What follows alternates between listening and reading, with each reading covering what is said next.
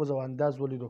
شیخ حسین احمد بنددی رحمه الله متعلق دا خبره ده مظهر کې زمونږ شیخ صاحب هم مونږ ته بار بار دا خبره کوله چې هغوی به د بخاري شریف په اول یا په آخر کې به داسې د بخاري شریف او قاعده طلبه کرامو ته پیش کړل چې به یو سړی بخاري د اخلاص نه بغیر پړاوی بل سړی د اخلاص سره قاعده پړاوی. دا قاعده پړاوونکی د دې بخاري شریف بغیر د اخلاص نه پړاوونکی نه ډیر بهتر د الله پاک په نسبت باندې ډیر زیات بهتر دی.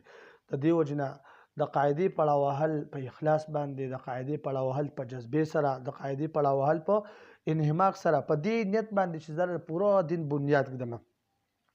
د دې وجنه دا ډیر لوی او اهم کار دی. لوی علما، فقها، محدثین، مفسرین، محققین، مدققین، فصحاء، بلغاء، ادباء، شعراء ټول په ټولو هم د دې چینین یعنی د قاعدې نه خامخا هغوی څه اغستې د هغې زده کړي، د هغې نه الفاظ د دې نه په اخوا باندې هغو تللي دي او په اخوا باندې هغو بیا د قرآن کریم او د دین هغه خدمت هغه کړی دی.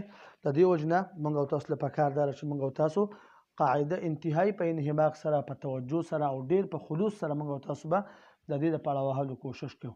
الله سبحانه وتعالی دې موږ او تاسو له د عمل کول توفیق راکړي. واخر دعوانا الحمدلله رب العالمین.